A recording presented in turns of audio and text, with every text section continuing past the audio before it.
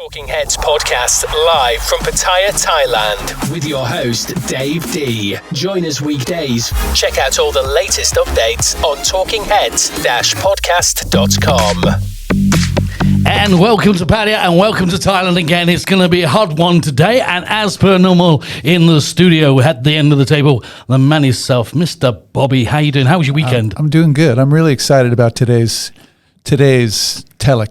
Podcast. It's going to be a good one because in the studio, of course, the man himself, Richard Rhodes. Welcome to the studio, sir. Thank you so much. It's great to be here. What do you reckon? It's posh in here, isn't it? I think it's lovely, yeah. It's very smart. Good. All right, so today we're going to take you, not normally what you're used to, because normally you just stand in front of the camera and tell people about what you're going to do in the way of like an event or something like that. So today, Right. with your permission, I'm going to wind the clock back. Is that okay? Let's do it, man. Let's do it. Strap yourself in and get ready. This could be a little bit of a bumpy ride. Talking Heads podcast. Okay, taking you back to all those years ago. Can I say when you was born? Is that right? Yeah. Do you mind that? Not at all. Do you mind? 1944. Yep. Wow. People work in this out you now. make me feel good. Now, Yep. 76 years ago, brother. wow, and you're looking well. Wow, Thanks. you look good. 76. That's 76. I feel good. Good. Now, we were talking before we came on on the air. Let's just talk about 44. You seen the Second World War then, didn't you? Yeah. So I was born a year before it ended. 44. So do you remember anything about that at all? A lot. Like? Not the war itself. No. But in what sense do you remember things, though? How life was. Mm-hmm. Yeah, I remember it well. There was no cars around, for starters. Wow. And as a kid, we'd just go out and play in the street. And when Mum went to the shop, you go with her, and she had ration cards. Yeah, I seen my mother. My mother actually had a ration card that I asked her one day what it was, and she told me. Yeah. I think I seen a program not so long ago. You're allowed one egg in the month or something. Is that right? Does that sound right? I know you got no meat Uh-huh. because when she'd go to the shop, the lady in the shop would say, "Hey, here they got a little bit of meat out the back for your little boy," Wow. and she'd go out and give Mum some meat, on top of the ration card. Also, you got this terrible orange juice. As a kid, I remember that really well. It tasted like piss, it's terrible stuff. And Still around today. I still remember it. I can still remember the taste of it. It was that bad. Yeah, exactly. When you say you remember the taste of it, you know that Yeah. it was bad. I mean, going back to then, did you sort of like to pass the time? I'm coming a few years to when I was a young kid, but we used to nick the wheels off the prams and make go-karts and things like that. Did you do that then in them days? No, what happened was that my mum, she bought me a trike, which was a very generous thing to do because there was no trikes or bikes for sale even. They weren't making them because all the metal had gone into making war machines and so forth. And she bought this trike for me, and I was friends with a little girl at the road called Mary. And I always remember kidnapping Mary on the trike when I was 3 years old and taking It's not her, Mary had a little lamb by any chance. taking her for miles, literally miles Kidnapped. on this trike, to a railway bridge. It was about 3 miles away. And then my mother and the ladies, who was the mother of Mary, discovered this, and a search party was sent out. Police were sent out, everything, and they found me and Mary sitting watching the trains go by on the major railway. At what age? Wow. 3. I was into it then, I was going to say I pulled easy. kidnapping girls, and he's still in it now. Now going from there, of course. I mean, what about the school days? I mean, what were the schools like in the day that you was there, and where did you go to school? Yeah, interesting question. I lived in this village called Chackmore, which is very close to Silverstone Circuit and also close to the town of Buckingham. And in the grounds of a school called Stowe, which is a big public school, and a lot of people know Stowe. I think anybody who follows the Beatles knows that the Beatles played at Stowe School. It's one of those rare events. I had a ticket.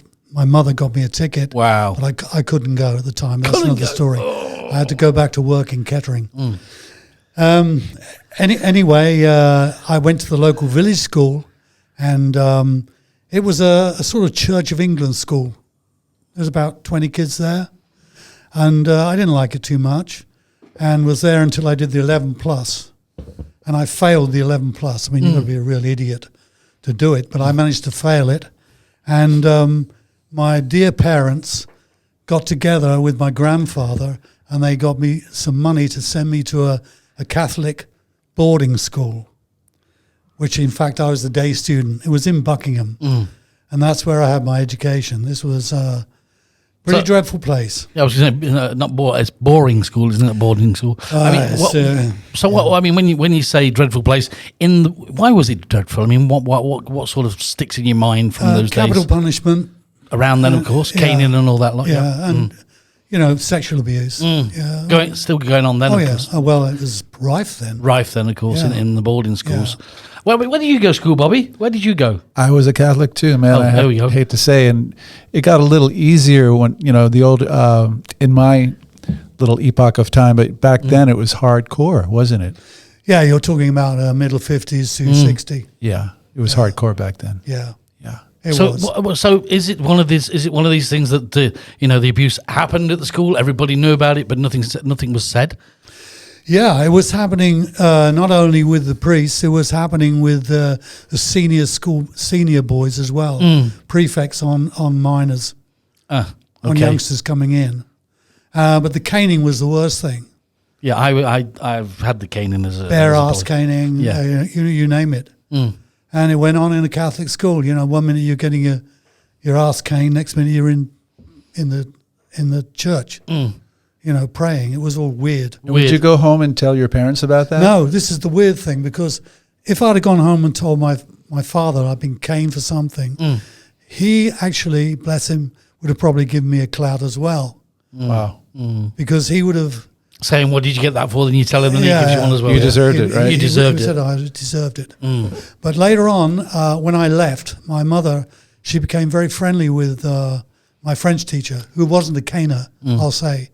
And he was around the house when I came back from work once when I was about 18.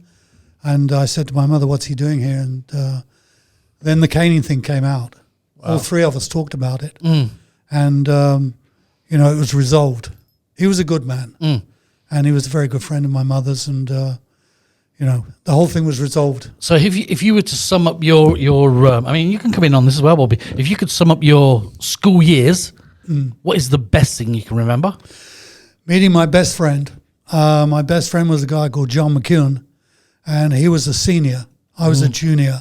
And to make these liaisons was very unusual in these schools, because the seniors wouldn't have anything to do with the juniors. Yeah, sure. But he was an exceptional guy, and I was not a bad athlete, and he used to train me. And I got to know him later, and he became the leader of or manager of the Danish National Youth Theatre.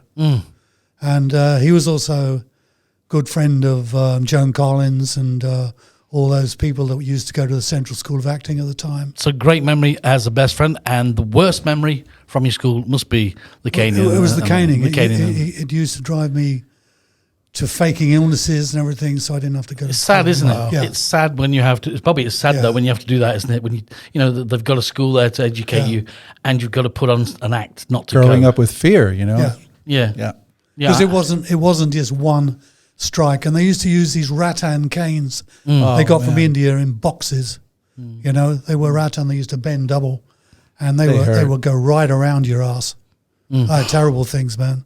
They said, at the school, one of the schools I went to was caning, and we used to say to, the headmaster used to get off on it. I'm sure he did. Yeah, well, they I'm did. sure he did. They did. I'm sure they did. I watched a kid get 6 in front of the whole school once, and he was on the floor, and I shouted. I said, "It's enough." And they dragged me out, gave me 3 Whoa. to be going on with, And in fact, I was expelled through refusing to be caned. Wow. Don't blame you. Good for And you. I said, if you do this, I'm going to I'm attack off. you. Yeah. And that was it. I was expelled at Gone. 16. 16. Hence leaving home at 16, as you said earlier. Yeah. I got no choice. I had to go somewhere. I was going to go to Morris Motors in Oxford. When you probably don't know this guy I'm going to say, but I'm sure Richard does. Norman Wisdom. Yeah, I remember Norman Wisdom, great comedian. Yeah. Well, he had the caning, and he had an abusive dad. Yeah, and he said this is the last time he was there. I think he was about 8 at the time. Quote me if I'm wrong. The last time he seen his dad got him, and he kicked him that hard. He hit the kitchen ceiling and bounced off the cooker. Yeah, and then he picked him up and threw him out the door and said, "Don't ever come back here again." At 8 years old. Oh, that's horrendous. I mean, it's horrendous. That's terrible, man. That's another story, but it shows you in the days of, when, not just you, because I've met people over the years and spoke to different people about different things on and off mics, of course, yeah? And one of the things that always comes out is this capital punishment within, a society, excuse me, in a society where when you take a normal school, it's not so bad. But when you take the privileged schools and the boarding schools where people are paying money to go there, it's worse. Would you agree with that? I would, yeah. And none of the kids there tell their parents. Why do you think that is? From fear? I think from Shame. Shame? Yeah, there's that to a degree. I think mainly it's because the parents had so much trust in the school. In the school, yeah.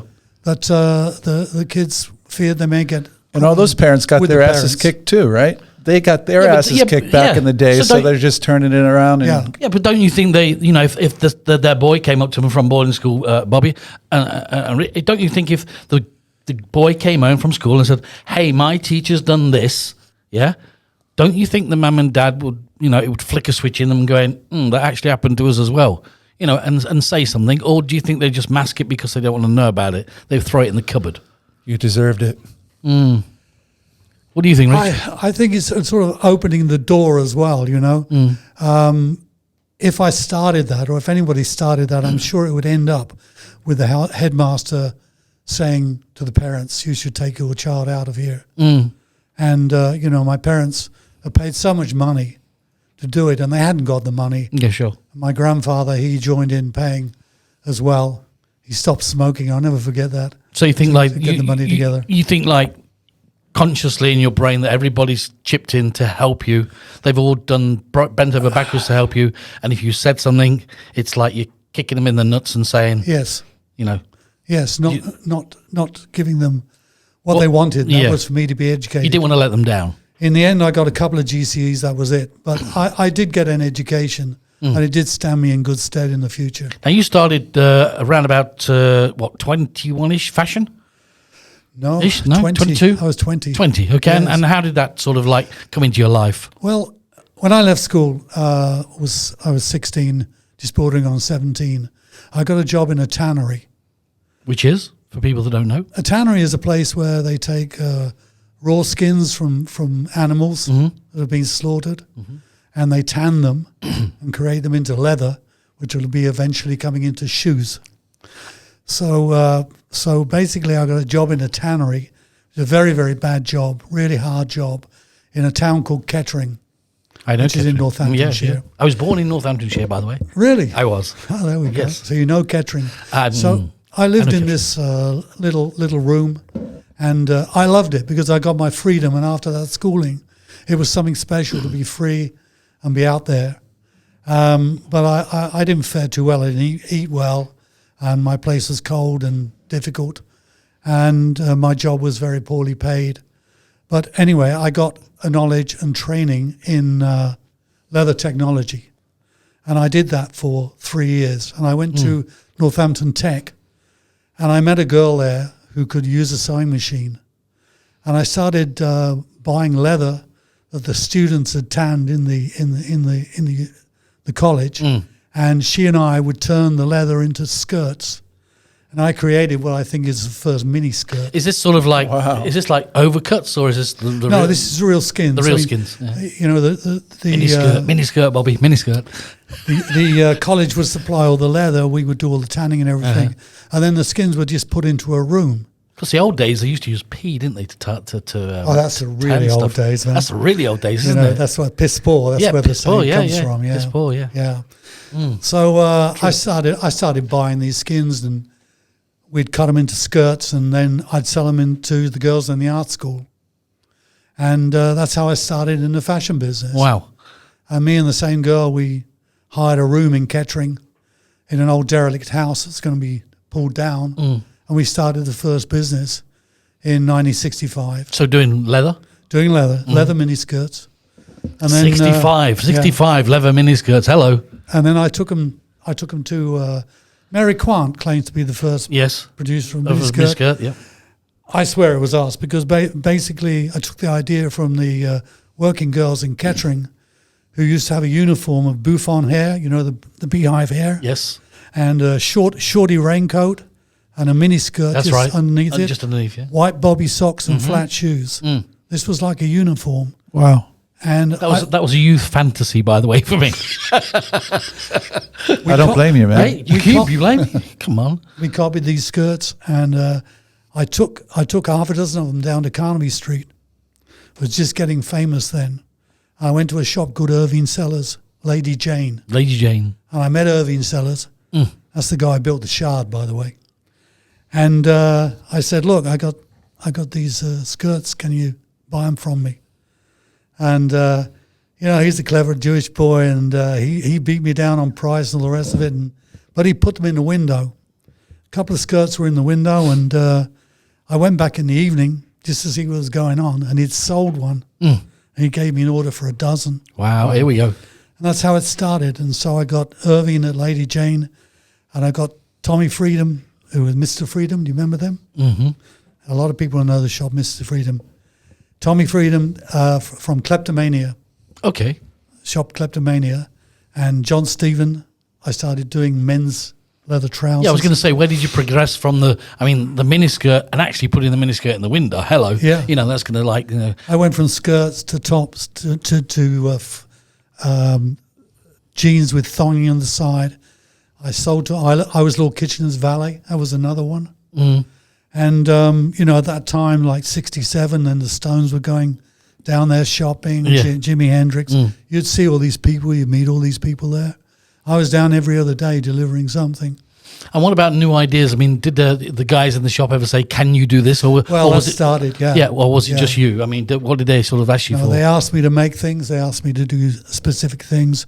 And I started supplying a chain called Take Six and Harry Fenton and Lord John. And once I got into that, I started doing bomber jackets and a jacket called the roller loop jacket, which was a jacket with loops down the front. Okay. And who was it? Tony Blackburn. He wore it Yeah. on some Top of the Pops. And it went from selling half a dozen to selling hundreds and thousands. Wow. And so I went from just me and this lovely girl called Patricia. I'm still in touch with her now. That's nice. And me and Patricia Cole, it went to having about 40 workers in a couple of thousand feet of a factory. And that went on until about 73. And then I think the 3-day week came around. That's right. Yeah. Where everybody. Remember that? Yeah, I do. So Mr. Heath, he introduced this thing, and we couldn't work. It only worked certain hours. So we used to have this sort of spy system with people all the way up the road looking for the cop car coming down, and we were in there. You're sewing working. away. You're working, and the moles are out on the street. You got it. Was it the whistle? Was it? What was it? A shout? Was it a scream at the time? Because there was no telephone. Carrier pigeon. You have to run to a telephone box. Yeah. That's true. Yeah. In the old days, wasn't it? People don't realise how communications were difficult to do, man. You have to have 10 piece in your pocket everywhere you went. That's it. Yeah, shillings, rather. Shillings. Yeah, running in the telephone box and phone. Yeah, absolutely. Today it's just incredible, isn't it? Handheld devices. Can you imagine? I mean, we'll just stay with the miniskirts a minute, Bobby. Yeah, if that's okay with you. Can you? I can stay with that. We've got to stay with miniskirts, mate. I mean, I got to say me on just talking about it. Now, the skirts. When I think of miniskirts, I think of Twiggy. Yeah. Were you connected to Twiggy? Oh, she came after. I mean, Twiggy, what was she about 67, something like that? Yeah, that was about 67. 65. If you had, or there was, social media in them days. Oh man, yeah. I've thought about this so much. Do you get where I'm coming from? I would have been in the stratosphere. Yeah. The only way we got new orders was to go out in a car. Yeah. And go and knock on the door of shops. Go all over England, knocking on shop door. You wouldn't have to leave your room. You would do everything through social media. And also mail order could have been huge. I mean, it's just that's where we're coming from. I mean, I was watching a program last night about Alibaba. Yeah, and it says that the actual film is called "Why Alibaba Doesn't Want to Break America." Yeah, because at the moment in America, I think it's whatever Amazon or whatever it is, has got 362 million. But actually, Alibaba in China's got 650 million that they actually do deliver to every month. Yeah, so they're not interested in America. But can you imagine something like you, who you've come out with this miniskirt, nobody's got it. Nobody got it. This is the new fashion. How it would kick off and what sales would be like if it was available then. Yeah. I think you would have a bigger factory than you've just said. All we used to do to get new orders, we would make a pamphlet and we would send out, we'd do a mail out to get new orders. And of course, many of those just fell on the floor. Or you'd just go selling.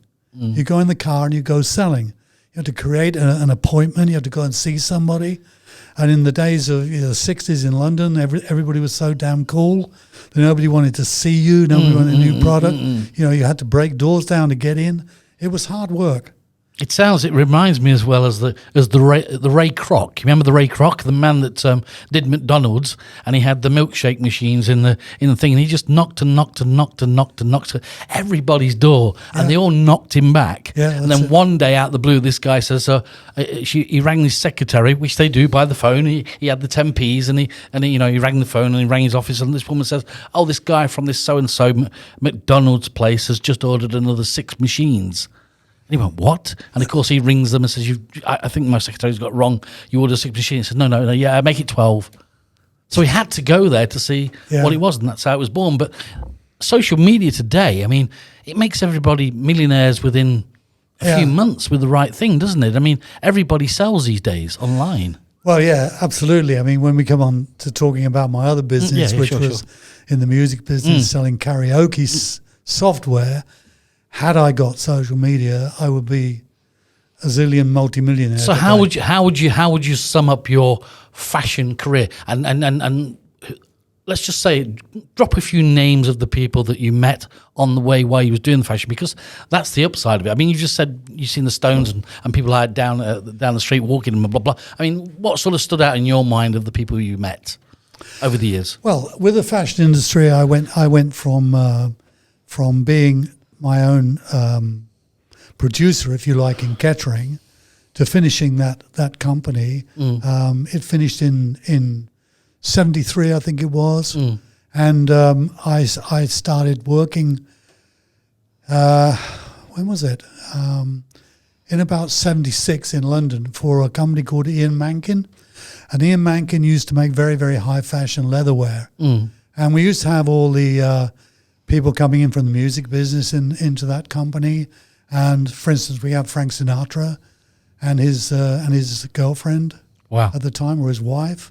We had McCartney, we had Mike McGeer. And they're coming in for what, for fitting? Yeah, just to take specialized made to measure garments. Greg Lake was one, Bonnie Tyler. All these people used to come in. And, but in them days, of course, because I've measured many a famous inside leg, I'll tell you. We'll keep that for the X Factor. But that's in those days. I mean, it's not. I mean, of course, these guys are huge now. But of course, in them days, they were just a band. They were just a person. They were just somebody starting out. Yeah, they were around. You know? They were around. But it's the same again. Where we're going to cross over from the fashion now, and we're going to cross over to the music. Yeah. Is that all right? Okay. Yeah, can we just can we get a glass of water or something and quick stay with a couple of seconds and we'll come back. Yeah. Talking Heads podcast live from Pattaya, Thailand, with your host Dave D. Join us weekdays. Check out all the latest updates on talkingheads-podcast.com. If you just joined us, we're down here in Pattaya, Thailand, and in the studio, Richard Rhodes, talking about his life and, of course, the travels that can be and get us here today where we are exactly from, 1944 all the way to 2020. This is a long journey. It could be a bumpy ride, but as it's a bumpy ride, we're going to get into the music industry that can be a very bumpy ride. Correct? Yeah. Welcome back, by the way. Absolutely.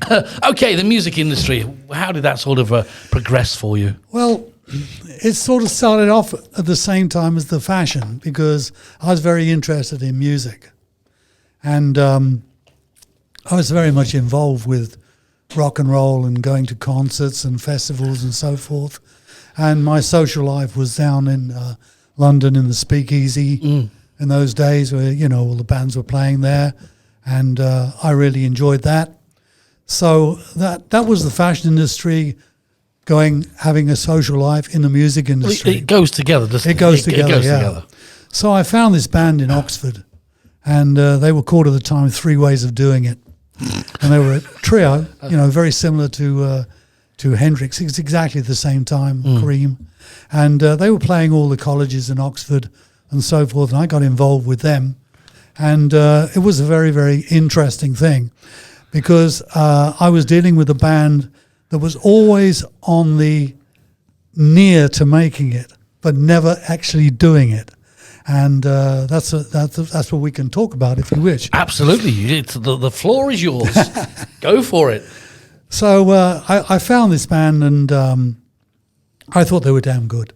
And I started getting gigs for them in London, like the Speakeasy and Blazes, Was Revolution. Scott's around in them days? Scott. Ronnie Scott's was out there in them days at all? Yeah, they were there, but that was pretty jazz Yeah, stuff, they were. Yeah, I'm just sort of trying to get an ear of that. So what year are we talking about now? We're talking about 67, 7, 8, yeah. Yeah, Okay. yeah. And a lot of festivals. I used to get them gigs on the lower bill on festivals and so forth. And we made an album, and this was with a guy called Shel Talmy. And Shel Talmy had the Kinks. He did that. He did early Who stuff. And so pretty good label to be on. And it was independent. They made the album. It was a reasonable album. So I started moving that around and doing the gigs at the same time. So we'd do gigs down the Speakeasy and places like that. And I'd invite publishers and record people along, and we would try to get record deals.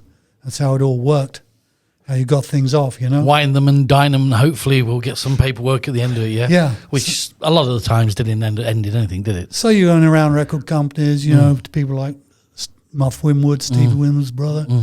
Used to deal with him, and it was a crazy time, man. And you used to go there, and people were actually, you were working people, they were actually tripping. They were tripping at work. And it became quite difficult to sort of deal with these people. But, some big labels, like in the old days, like you wouldn't imagine how these people were at work. I mean, pretty crazy, They were out there. Like Chrysalis, for example. The label Chrysalis, yes. Chris Wright, Terry Ellis. Yes. I mean, they're all big gentlemen these days, gentlemen farmers. So they weren't in those days, but I tell you, They're on Cloud different ball game. On Cloud 9 riding the white bull, yeah. Yeah, exactly. But yeah, I would imagine, I mean, if these guys are like, high as a kite, I mean, trying to get any sense out of them or trying to make a deal must have been so hard. I don't know, they were high as a kite, but they were on the ball. Sharp. On the ball as well, yeah. Yeah, it was an interesting time. And I dealt with Charisma quite a bit. And I'm trying to think who I was dealing with at Charisma. But there was us, there was, let me think. So this is in 67, 68? Yeah, 67, 68. So you had Chrysalis and then you had Charisma. I'm not remembering. It's okay, it's all right. Don't worry about it. It's okay. But it's a very interesting story. But, sorry to take you back. I mean, I know you're not used to this. Is he, Bobby? Are we pounding him? We're not pounding him. We're getting some good info here. Well, great. We're getting great info. So Chrysalis was Jethro Tull's label at the time, right? Did you know those guys? I don't. We played with Jethro Tull in Manchester. I remember that gig. Those guys are amazing. And they were supporting us, and they just blew us away. Wow. Yeah, they were great. They were amazing. Still are, I think. What ended up with the band? I mean, what ended up with this band you were trying? Well, I'm trying to remember this particular thing because it's a very, very interesting time. Nothing's coming in, It's so I'll have to move on from that. We have that problem with Bobby. We just have to plug him in for a while.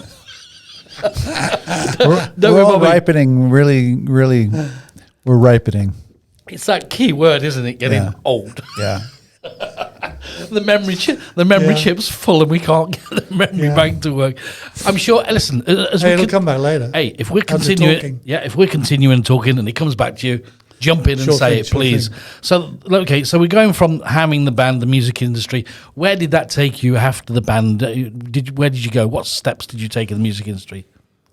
Well, it was mainly with this one band, and they were called Diabolus, and we did an album, and the album dropped on the floor, as it were, but it was picked up again, and it's still available today on Amazon, and it still sells today. Wow. Yeah, I mean, it's back to the thing we were saying a little bit earlier about the social media and the way it is now. You know, with YouTube and Spotify and all that. Can you imagine? You know, guys like Richie in those days having a band like that, or how many other bands in the 60s would have made it big if they had all this social media today? I mean, there must have been so many missed opportunities with great musicians that never made it. Yeah. That never made it. I mean, the one guy that sticks out in my mind is John Peel. He used to help them. John Peel helped them. He used to play. He used to have his radio show, and he used to play everything that everybody didn't play. we did the John Peel show. Yeah, great guy. We did Alexis Corner show as well. It was another good one. And of course, the other guy was Jules Holland, yeah? Who Jules Holland. I didn't do Jules Holland. No, He Jules Holland came a bit later. Yeah, he was later on, but he still Yeah. does that kind of thing. He doesn't take bands or groups that everybody knows. Yeah. He's a bit like he's like the John Peel of the John Peel TV, if that makes sense. And I like that. I mean, where I was from Loughborough, which is in the up in the centre of UK, and there used to be the Students' Union, which was the university, the Loughborough University, and there used to be loads of bands come there that weren't known. And it was great. The bands were great. They were sent from an agency. We were with an agency in NEMS. They used to get us gigs. NEMS, they had the Beatles, and we were on that. So you're still on the, you're on their list of artists. They got us gigs. Yeah. We used to play with everybody, all top famous people we would play with. Cream, we played with Cream. So you was what the warm up act? You was of course. Yeah. We were a support. And we play with a lot of famous people. And surely from that, I mean, why, if you played with all those, like you said, you were the band that never sort of got why do you think you never got that next step to having the sort of stardom that the other guys had? Why do you think that never happened? It was the interpretation of the album by the record company. Mm-hmm. The album that we'd presented to them was far better than the album that they wanted producing. So they didn't take the album that we presented to them, and that album is going to be released very soon. Oh wow! Re-released after 50 years. So you cut an album and then gave that album as a demo to the record company, and they did. Yeah, and they wanted the whole thing re-recording, reproduced, and blah blah and blah. they took some other songs of ours and they produced them in a very, very different way. The producer. How many times has that happened? It happens a lot. Yeah. The producer was the same producer. I'm trying to think of the people that he did. Just while he's thinking of that, the other day we had Bob Hughes in the other day. If you remember, he was on the show. Yeah, you remember the other day? Yeah, Bob. And we was talking about Chicago. You remember that? Yeah. Well, with David Foster. The other guy, Ronnie, who plays the trumpet. Yeah. Which guy? The guy who plays the trumpet. He plays with a lot of bands. He's known as a session musician. Yes. Yeah. He called. He sent me a message. Yeah. He says, when you see Bobby, tell him he was wrong and you was right. And I went, why is that? He says, because David Foster did rip apart Chicago and he did take away the horns and he did make them famous. Wow. I went, so it's exactly where you're coming from, where you've sent in something that you think is the best thing you've done, and then this record company wants to rip it apart. Well, did you let them? It's all come back to me now because the producer they gave us was a guy called Hugh Murphy. And Hugh Murphy had his own style of doing things. He did Baker Street. Jerry Rafferty. Yeah. Mm-hmm. So he was very, very famous for that work and very respected. And he was Shel Talmey's record producer along with Shel himself. And he wanted it done his way. And the band sort of bent with him. And it was a big mistake. So the album we got really was not the album that should have gone out. Yeah, because I mean, Bobby's gonna. I'm not a musician, so you guys will have to sort of. I mean, we're not sort of. But he's a musician over there. But I mean, like, if somebody like Bobby or yourself or somebody goes in the studio and you create an album, you've created the album with feeling. You've created the album the way you want to make the album, the way it feels good to all the guys in there. Is that right? Am I saying the right thing here? Yeah, well, there's a songwriter, and then the producer comes in and kind of analyzes everything and thinks that, it should be recorded like this, and that step sometimes actually ruins a really good tune. Yeah. So what I'm trying to get at is, I mean, it must be so disheartening when you walk in and you give somebody your work, which you think it's the bee's knees. That's it. You've put all your heart into it. It's got feeling in it, and they go, "That's a bag of shite, mate. We want to do it a different way." Yeah. I mean, what? How do you cope with that? It's hard. The production. All this started in the studio when we started recording, and it was done very quickly. And basically, they took our songs and started messing around in the studio. They cut out a lot of guitar work, which was sad, and put in flute and saxophone, which was really, really big. The flute for the guitar, Bobby? In the 60s, right? The 60s? What are they thinking changes of? everything, yeah. Yeah, what are they thinking of? Yeah. I mean, you got people like Hendrix and all them people around, then they take a guitar out and put a flute in. What were they thinking? Yeah. What were they Exactly. smoking? What was Hugh Murphy thinking? Exactly. Crazy, isn't it? Anything else in the music business? I know that you sort of got into the karaoke bit, didn't you, as well? I mean, Well, that came later. That came later. But when we talk about the music business, then is there anything you want to add to that before we shift on to bringing you up to Pattaya in Thailand? Not really. I mean, No. that sort of covers it briefly. So, Richard, it's enough. can we stay on that just for a little bit longer? I have a Sure. question to Absolutely. ask you. Yeah. When Absolutely. when is the original record or recording going to come out? The original recording is already out. Okay. That's there, but then we're now going to do reproduce the other stuff that we got that didn't go onto the album, and some things that did go on the album in its original form. So you still got I want to hear that. the masters of the Yeah, yeah. stuff you did in the studio. We still own them. Yeah. So you want to put them onto vinyl? I mean, are you going to go onto It'll vinyl? go onto vinyl. Yeah. Because vinyl is 37% up this year, and it's still going up, which I think's great. Yeah. I really do. We spoke before, didn't we, Bobby, about vinyl? You can never replicate vinyl. You can't. That's my personal opinion. And I spun vinyl for 35 years. So, I just think today putting a USB stick into a computer just doesn't do it for me. The strange thing is that first album, which of course didn't sell very well, did come out into Europe down the line. It was sold on by Shel Tame, and it's now a very sought after record. And the original copies, they're costing 500 to 1,000 quid. Strange. A collector's item. So it's got like can I say this, a little bit of a cult following, is that Cachet, right? yeah. Cachet, Yeah. cult following, is that right, Bobby? That's right. Is that the word for it? Yeah. Is that all right? Yeah. Can we move on? Can we move on to Thailand? Is that all right with you guys? But we course. got to get him back in when he remembers all the other stuff as well. We can do a part 2, can't we? And part 3. So how did you tell me, please, how did you end up in Thailand? Yeah, that's a good story. I was working in India, and I was actually living in India and working there, Wow. making leather garments. Yeah, that was my stock trade. Yeah, sure. And I was living in Bombay, and I thought, I need a holiday. Let's go somewhere. Now, this was 1977. So a good friend of mine joined me over there, and we got on a plane and we went to Thailand. And we ended up in Bangkok in 1977, and very, very fun place. 24 hours a day. Hello. And we heard about Pattaya. So let's go there. So we got in a taxi and we headed to Pattaya. It took us 4.5 hours. The road was a track, Does basically. this sound familiar, Bobby? From the other day, you remember? Yeah. 4.5 hours. And they charged us $90 for the trip. $90. Wow. A lot of money. $90. What's that? That's about $90. What's that? About $3.5 grand now? Is that right? Yeah. Yeah. So we were well ripped off. $3.5 grand you went in 77. Yeah. We were just ripped off. Well, you come down in a Rolls Royce. No, but it took so long.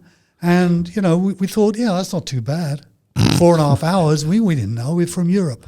Yeah. So we come into Pattaya and this wonderful beach town, and we just couldn't believe what we were seeing. In 77, yeah. Yeah, it was just there was these gorgeous girls everywhere, all skinny and beautiful from all over the place. A lot of them from Cambodia, and there was bars. There was no bar fine, so they didn't exist. None of that stuff. Yeah, where did they come from? They were just there. These girls all over the place, you know, and we were young lads, and two of us. We had a hell of a time. I bet you did in 77. Yeah, and everything was so cheap. Everything was cheap. What was the Exchange rate. dollars? You said dollars, didn't you?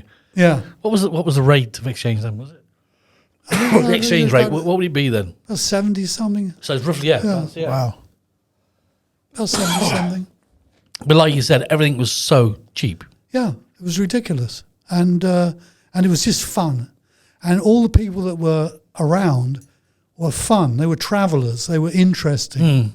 They weren't drunken idiots like you're getting today. Sadly, they were interesting people from somewhere. Characters from somewhere. Characters from somewhere. Exactly. A melting pot of talent. Is It that right? was. Yeah. Yeah, it was, and everybody was interesting, and they got a story to tell. And they were going somewhere, being somewhere, or planning to go somewhere, all over Thailand. How good is that? Yeah, it's pretty good. And it wasn't easy getting around, you know. It wasn't like it is today. So what, I mean, in 77, I mean, I think Neil's in here and he told us that there wasn't any car taxes or something, or what was it in 77? Am I talking 77? I mean, how did you get around in 77 here? There were taxis. Was there? Okay. Yeah, there weren't many. I mean, there was only really Walking Street, and then there was Beach Road. Which but was I mean, Dust Track, yeah? Walking Street? Yes, ash. Asphalt. What do you call it? No. Tarmac? Red ash, you know. Red, okay. Yeah. Like clay. Clay? Yeah, clay. Okay. And the main beach road was there was nothing there. It was just big gaps. And then there was TQ. Started around after that, around about 79. I came every year after that. And hotels, there was Montien, I think. There was the Orchid Lodge at the end. Yeah. And that was sort of about it. So so you came over here for how long the first time? 2 weeks. Okay. But From India. But you wanted to stay a lot longer, didn't you? Well, I started coming quite a bit from then on, you know. I just do India, do my work, and then come over here. So at what time did you come over and say, I want to stay here? I got a place here in 80, Okay. in 1980, and I used to come here quite regularly. And then they built the first high-rise. That was Jomtien Plaza on Jomtien. That was the first high-rise. Wow. And I bought a place in there in 88. And then in 89, I bought 4 places in there. Got a bit of money. They were between 400 I was and going to say, 500,000 400,000 or each. 500,000 each, yeah. And I kept those quite a few years. And there was nothing on Jomtien. There was the surf house. That was the only place. In Jomtien? Yeah, so I used to hang out in the surf house. That was it. There was nothing else. That's amazing, isn't it? I mean, I- can you imagine that now, Richie? I mean, it's nuts, I wanted my own house down there on the beach. Yeah.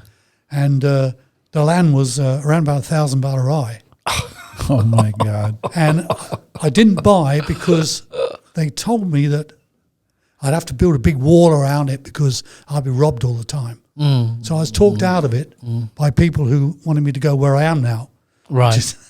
Yeah. I've been there 22 years In- where I am now in Shadowdale. I was Okay. the first house in there. All right. Okay. So I mean, like in 77, besides the girls, I mean, what was the music scene like here? Music was great. Yeah. Like in what way? Music was great. Well, they were discovering music basically, and it was rock. They didn't want disco music. Everything was rock. If you went to Marine Bar, which we used to go to Marine Bar, it was just fabulous. Yeah. Balear, yeah. It was the place, Marine Bar. You know? And it was all rock music. Everything was rock music, so no disco. So it suited me down to the ground. It was Yeah, fantastic. It's exactly what I wanted. and everywhere else was rock, and it was all pirated, of course.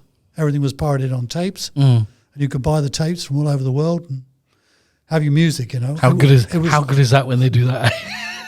rock orientated place. There was only rock. I think it's me. So that's mine. Okay. Yeah, I mean it's amazing how things change. I mean, you've been here so roughly from 80. Did you stay here? No, 77. 77. Yeah. You started staying here. Yeah. So, what do you think besides the let's say the residential properties and the hotels springing up every direction you look, which I think now is overpopulated? I mean, Yeah. Well, there was nothing. I mean, Jomtien was really, really empty. There was nothing. There was nothing going on. There was very few housing estates. They hadn't really started.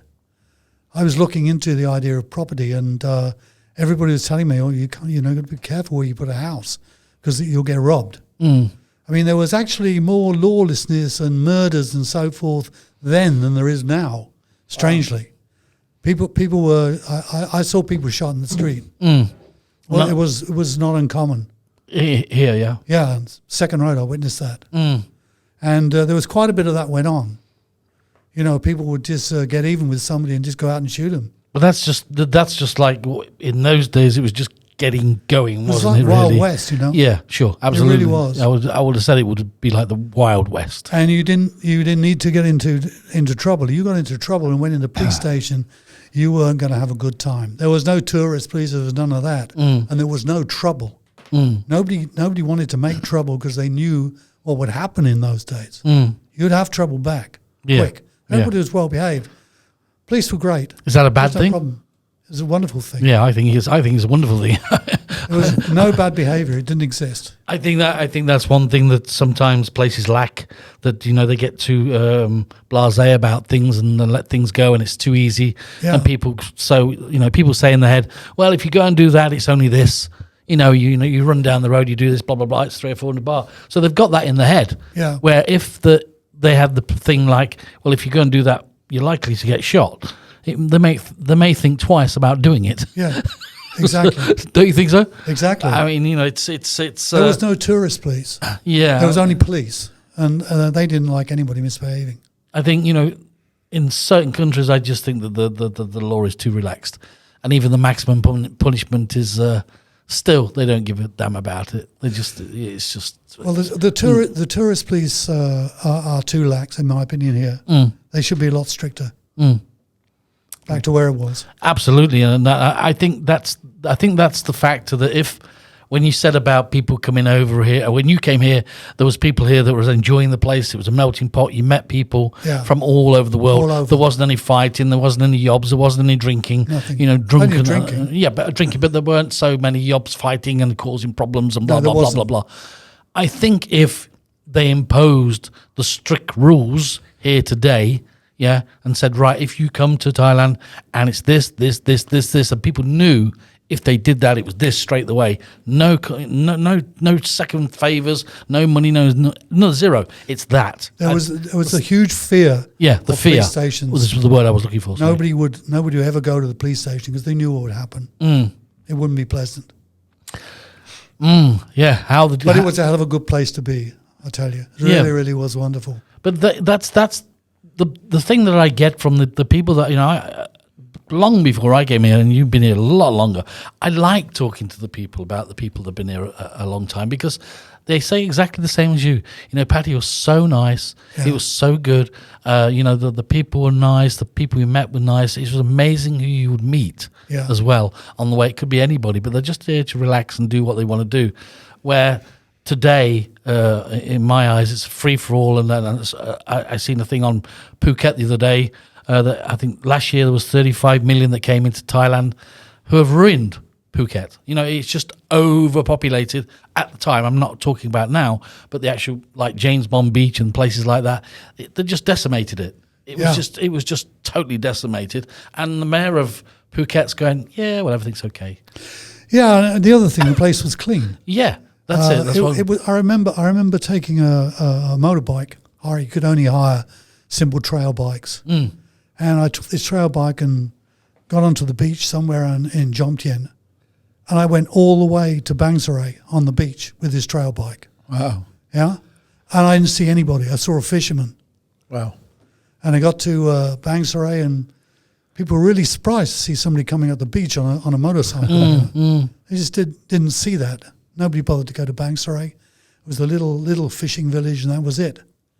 And I would imagine in those days, not forgetting the other side of it, like the shooting and the bits and the bobs, put that to one side. I'm sure that everybody sort of like clubbed in and helped everybody, and sort of like it was a good community, I would imagine. Yeah, it was. At the time. And the sea was clean. You could see to the bottom. You walk in there and you look down, and it's crystal clear. Wow. Wow. And that's what's beginning. Times have changed. Yeah, but that's what's beginning to come back now. If you go down and look at the water now, the ocean is cleaning up through this period. Yeah, I mean, it's amazing how Pattaya is looking cleaner. Yeah. If you go down the beach now and you look at the water, it's beginning to look cleaner. I mean, I've been down there. That's wonderful. I've been down the beach. I took my family down Pattaya Beach before. We sat there on the beach, which wasn't a pleasant thing. And then my kids are playing in the water, and suddenly you've got a condom Right. at the side of your children floating in the water. You've got cups floating in the side of the water, and you can see the froth, and that's piss coming from somewhere. Yeah. Hello, we going. Then people wonder why they get sick. It's not a nice thing, Richie, is it? No. It's a shame. I used to swim there when I first got my first place, which was in Jomtien Plaza. And I used to come down and swim right there in the front there on Jomtien. And it was fine, it was wonderful, but I soon stopped. It's a shame what happens. I want to just take you back a little bit, because we spoke about in the break before. I mean, you lived near Silverstone, didn't you? Yeah. I lived in a little place called Jackmore. Jackmore. So you must have. Did you go to Silverstone? All the time. And I would imagine, because I was from, like I said, Loughborough, and I used to go to Donington all the time. Yeah. So I would imagine you make some characters races. Yeah, in that period, it was Moss, Hawthorne, Brooks, Innes Island, Jean Bera. And a lot of these, if I remember rightly as well, if you go to Donington and Donington Museum, they've got a lot of the cars in there from the heyday up there in the Donington Museum. I don't know what Silverstone's like. All front engine stuff, the Ferraris. I always remember the Ferraris used to come on the back of an old builder's lorry from wherever they came, 2 Ferraris. It's amazing, yeah. And the drivers were wonderful, they were really nice. And I was just a Characters, kid. 8 years old, and go and ask for the autograph, you'd always get it. And then in the evening, the day before the races, they'd all be on the piss. Yeah. In the bar, in the pits in Silverstone, would be full of these guys drinking. But it was a good time. It was a family and a good occasion to go. It was like we've just been talking about. It was a community thing. But the same again has happened now, isn't it? To racing, it's gone. To me, it's unbelievable. Yeah. Now. To me, it's just it's gone. Some sort of mechanical thing. Yeah, but I think it was one of the F1 drivers today took Senna's old car around a track where he had, if you remember, the famous thing where Senna was driving the car with his gear stick and the knob had come off, if you remember, and Ayrton Senna finished the race. He won the race, everything, yeah. And when he got in there, he'd worn through his glove and he'd worn through his hand. His hand was bleeding, and he'd worn through his glove. And it just shows the determination and the grunt of what a kind of driver he is. These days, you press a couple of buttons and you're off. Yeah, well, where's the driving? Yeah, I don't know. In those days, they used to they not only do the Grand Prix, they'd do the sports car race and the saloon car race on the same day. Wow. You watch Sterling Moster, driving Jaguars. You watch him in the sports car race with I think a Ferrari or something. No, it wasn't. Was it? It was. You got the Jags in them days. I mean, you got Ferraris. Was he driving? It's gone from me, but.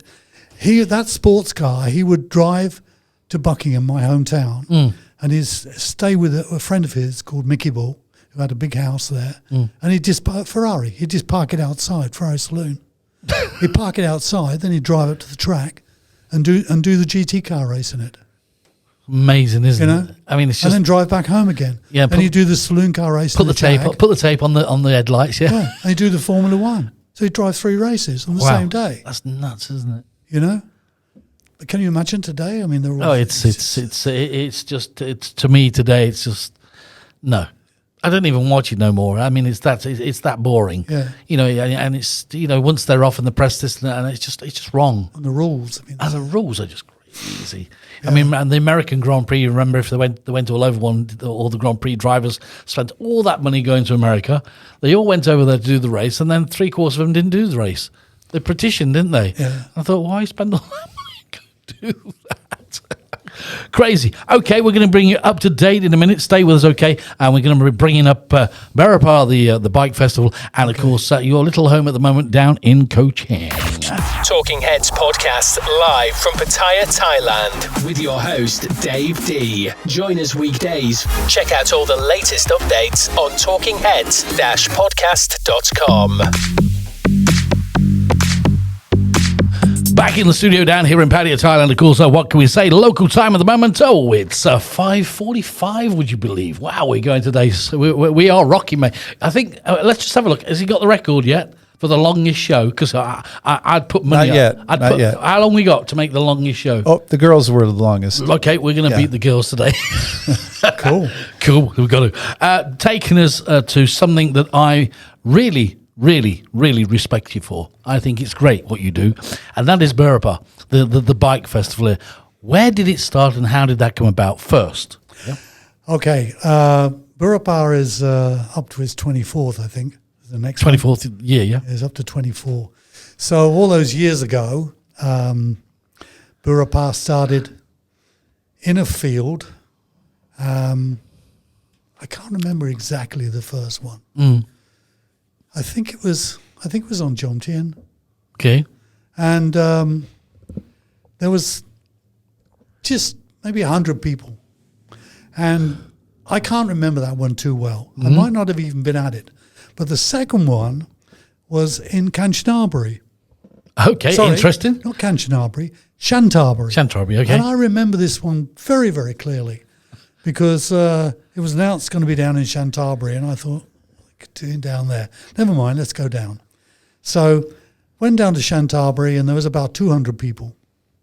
And we were in this field by the lake and had a sort of a band, not much of a band, and some records put on, and that was it. Not much equipment. And it was very, very pleasant. It was like just sitting around with a campfire and, you know, talking and a bit of dancing. And, Which you can't beat, of course. yeah, I mean, and smoking naughty tobacco and stuff like that.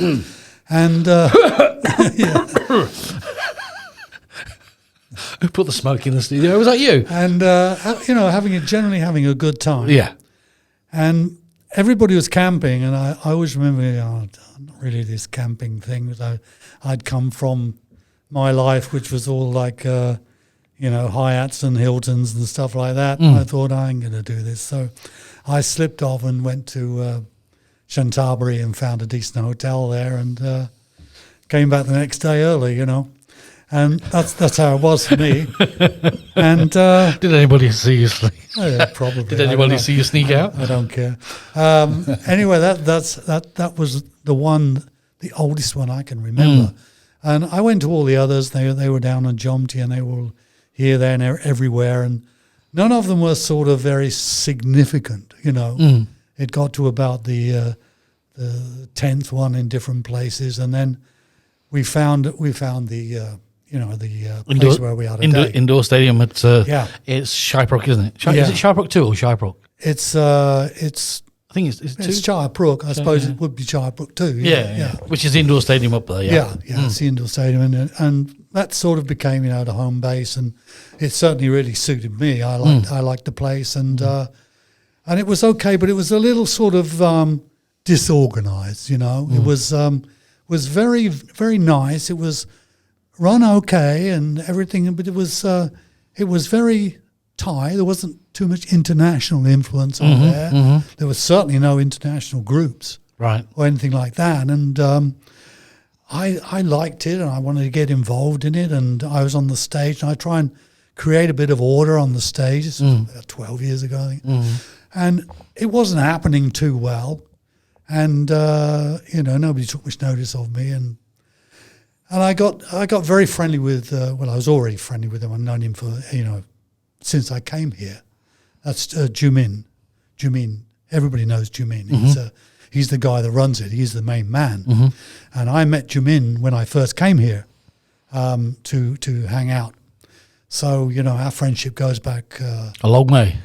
23 years or so, yeah. And we first met when there was a bar for the local boys up on the Third Road.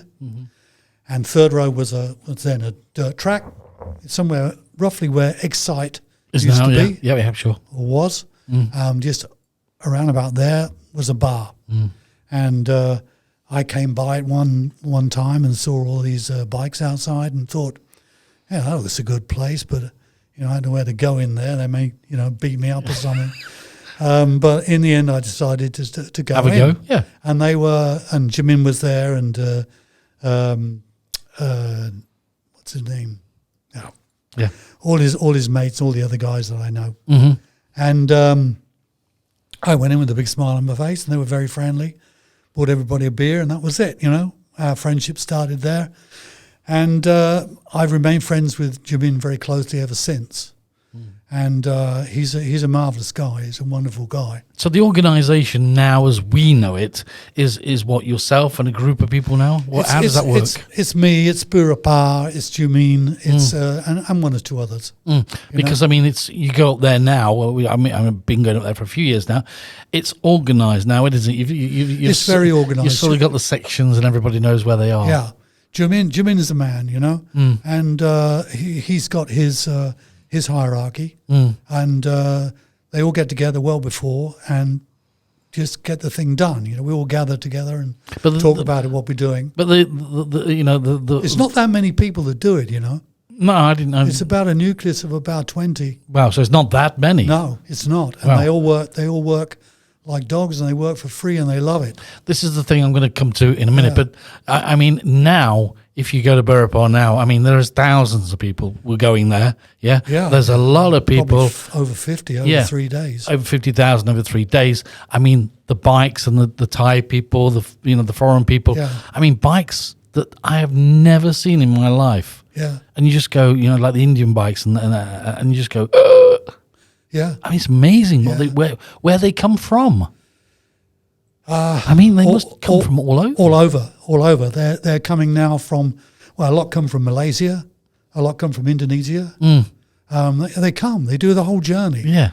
It's like a pilgrimage. Could I say that? Borneo, you know. Could I say pilgrimage, is that right? They come. So it takes them a few weeks, some of them, you know. They But come here.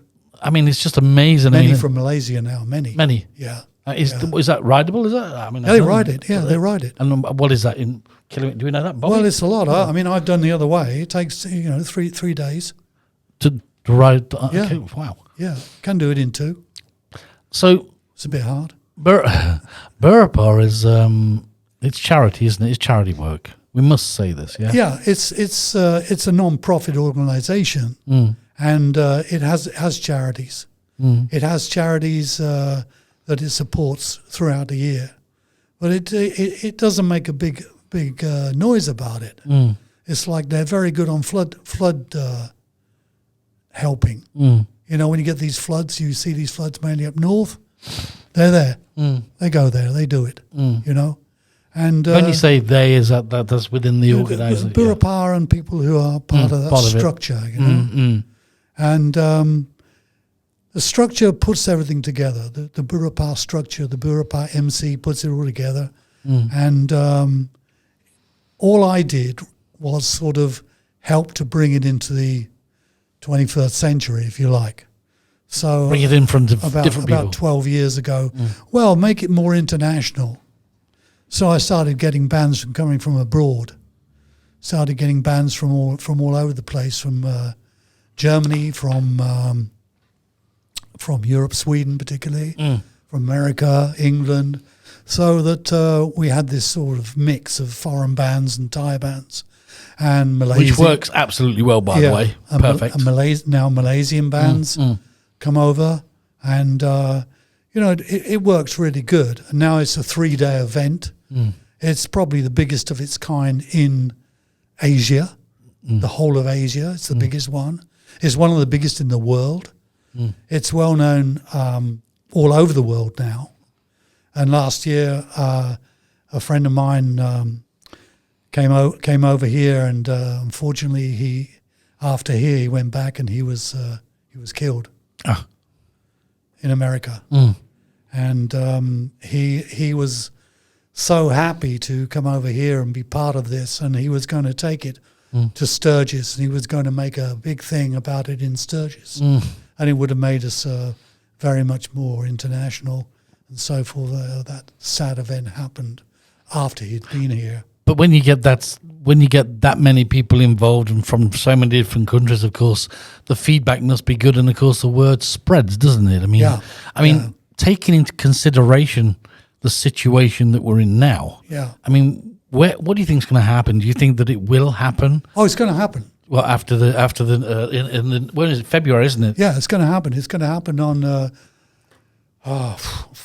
not sure, 14, 15, 16, something like that. Yeah, 11th, 13th, yeah? 11th, 12th, 13th, sorry. 11th, 12th, 13th of February. It's That's okay. last year. It's okay. It's going to happen. And what way it will happen will be interesting.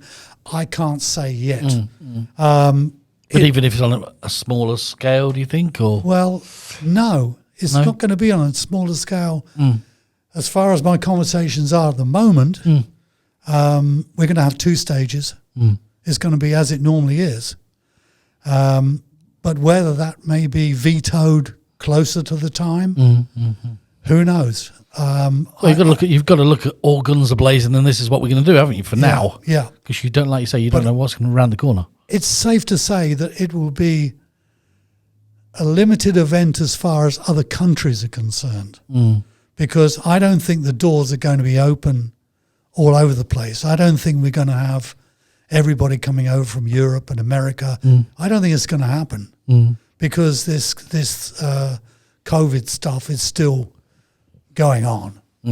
I mean, look at England. Well, they've just flicked Look the at switch. America. They've just flicked the switch in England again, haven't they? Yeah. I mean, it's crazy. It ain't gonna happen. And now you've got this situation where, unlike Thailand, that in fact really got onto it quick.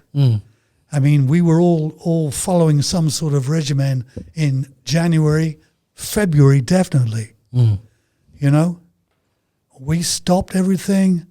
My resort went to nothing. Yeah, From having 2.5 million baht orders, I went to having nothing, which is like crippled me. But never mind. If it's going to stop that thing, okay. And it did. It stopped it dead because everybody wore a mask. Everybody did distancing. Everybody followed the rules. It's really quite remarkable. 58, 59 deaths, yeah, in Thailand. 59. Yeah. And it's nuts. absolutely incredible Yeah. that this has happened. And Thailand are very knowledgeable when it comes to these things, to these viruses. They are very knowledgeable. 42,000 in the UK, by the way, Bobby. So it didn't have to be 42,000 in the UK. No.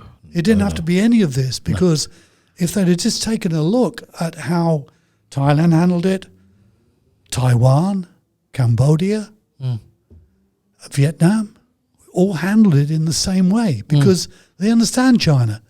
They understand China is going to lie through the teeth. They understand that this is something dangerous, right? We have to deal with this. And they did. Everybody dealt with it. And of course, Europe didn't. There's going to be the good side and the bad side to this, of course. I mean, there's people that are suffering in Thailand now. Another 24 million are unemployed. I mean, the problem, we're not going to go into it, but the problem here is we don't want to step on this. But like we said on one of the previous shows, I mean, they don't really get any help here. No, it's very bad. And you know, we've been... The Union of Pattaya Motorcycle Clubs is been responsible for giving out something like it'll soon be 30 tons of rice. We give it out in 5 kilo bags, and we have been doing that a lot. And then we stopped giving it out in large amounts like that and started doing processing smaller areas. Yeah. And we're still doing that. But That's beautiful, man. a lot of Thank it, you. Yeah. a lot of it's been cut back, you know, with other people. And the thing is, it's still going on, and it's getting worse. True. And it's going to get worse. It's going to get worse and worse because now people are getting back into gear. You know, they're saying, oh, you know, we're not going to give you any more credit on this and credit on that. And people are going to have to start paying, and you know, things are going to get really, really bad. They're going to start to reel in the debts, aren't they? The rent, you're not going to get any relief on the rents and so forth. It's getting really, really bad. And there should be some movement. It's logical that you try something, and if you take the model that's being used in some St. Lucia, for example, they're allowing Americans back in there on the basis that they are 72 hours before they leave. They are tested, and they also are tested when they leave St. Lucia as well. We spoke to a person yesterday who I told you a little bit earlier. When Darren came in from Key Visa, we were talking about the rules and regulations of from a different country, having the COVID situation checked, your medical situation checked, your ticket, and also with the new visa now, which is 90 days, okay, which means that you have to pay for 90 days accommodation up front before you come. At the moment, of course, people are doing that in Bangkok at the moment. For example, at one of the hotels up there, they've got 264 rooms, 62,000 baht each for their 14 days quarantine, and they're absolutely packed and backlogged. I mean, there's something behind saying that, isn't there? Yeah, people want to come, and people with money will come, and maybe that's the direction that they're trying to take it in.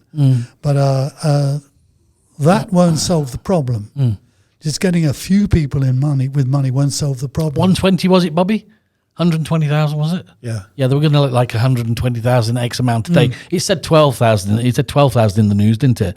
But then the guy came on the screen and he said on the news, on the national news, he went, no, I missed a zero. So 120,000 they're going to let in, so they say. Yeah. So many a day. It's a good start. It's a start. You know, it's places like Norway. They've always been damn good customers. You know, they should be allowed in because they seem to have got a pretty good control over it. They have. I mean, like I've spoken, my daughter's in. She's actually listening now. Tika, hello. She's over there, and she said exactly what you've just said. You know, they're dealing with it, and they've done it in a good way. Yeah. You know, I mean, Sweden, was it Sweden that we just went? Forget it, mate. We just opened the doors. Sweden, no. Yeah, not yet. They just dealt with it in a different way, didn't they? But Norway, Denmark, Finland, you can let these people in. Let's start with that. Let's do a test before. And a test before they leave. But if they came, like you said, let's just put it this way, in my eyes, okay?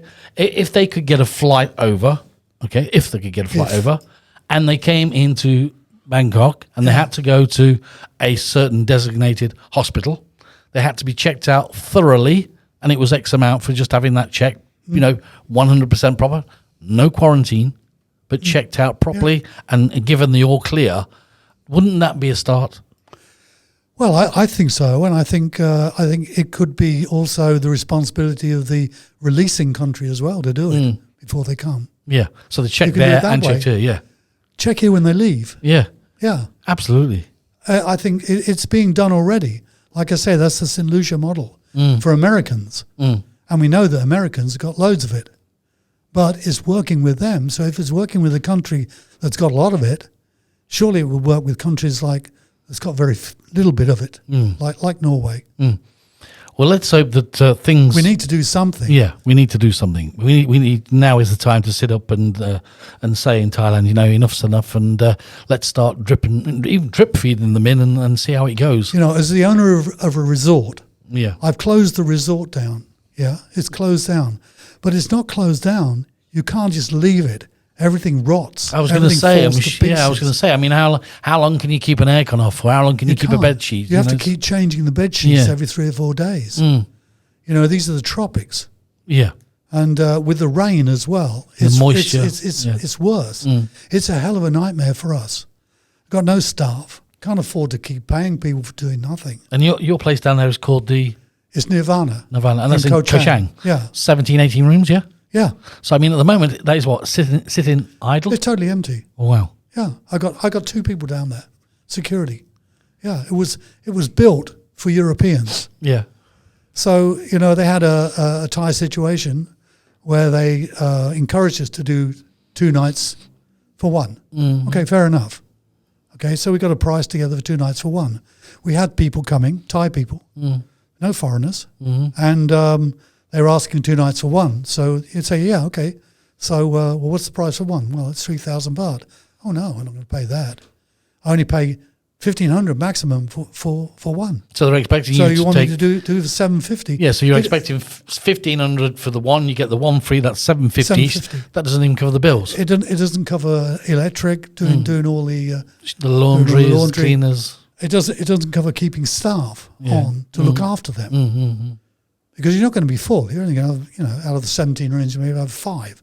You can't keep staff on. But for what that. people, I mean, and You can't keep a restaurant open. we for that. all know that you're not alone in this. I mean, there's it's- thousands of people like you, but it's a never-ending cost, though, isn't it? Because there's a cost every day to something at the resort that has to be taken care of. It's a nightmare. Yeah. I don't know where to turn now with it, to be honest with you. And well, I just don't know where to turn. If something isn't done, there's going to be a lot of people go completely bankrupt. There's going to be places just abandoned. It's going to be an absolute nightmare. It's going to be Armageddon. That's the sad part that I was getting at, and that is, when do they turn around and say, enough is enough? Okay, let's start to do They something. have to do something They have now. to, because otherwise it's just going to end up as a concrete jungle. It's well, the whole tourist industry is going to collapse. Yeah. And it's collapsing. And it's collapsing already. I mean, I don't know where I'm going to find the money to actually open because, everything deteriorates. So you've got to have a lump of money to redo, to open, let's say in December when it's supposedly there will be something. Yeah. Whether there will or not, I don't know. We shall see. What I want you to do is keep us informed about the Berapa Bike situation and the festival up there. It will happen. Right. If you can keep us in contact with Yeah. that'd be great. And of course, as it gets nearer and nearer to that coming to fruition, of course, get the guys in here, bring anybody you want in here. Yeah. Bands, do whatever you want to do. This house like is to do yours. that. This is our living room, isn't it, Bobby? It is. This is our living room. This is our home, and you're welcome anytime at our home. Have you enjoyed it Very today? kind. Me too. I've enjoyed it at all as well. I'm sorry that my memory on the London stuff and the record company was devoid. Can we edit that in? We can. Well, you're coming back, yeah? You got to come back, and we got to carry on. I tell you what, if I come back, I can give you a lot of good stories about that period. But I just went blank on it, to be honest. Don't worry, we'll still love you. We'll We give love you you. time. We Thanks. love you for coming in. It's been a pleasure Age. to have you in the studio. Okay, and hopefully you've enjoyed it, and hopefully it's been nice. I've and enjoyed relaxed. it. Good. It's All good right, fun. Rich Rose, thank you very much for coming in. Good luck with the Berapa Bike. Hopefully, Ko Chang will start getting live again, and of course, we hope that Thailand will get live. But at the moment, we're live in the studio, and it's a goodbye from Richard Rose, and of course, it's goodbye from our pilot, Mr. Bobby Hasbert. Then, okay, guys. right. Thank you, Love Richard. it. Thank you. Bye-bye. Talking Heads podcast live from Pattaya, Thailand with your host Dave D. Join us weekdays. Check out all the latest updates on talkingheads-podcast.com.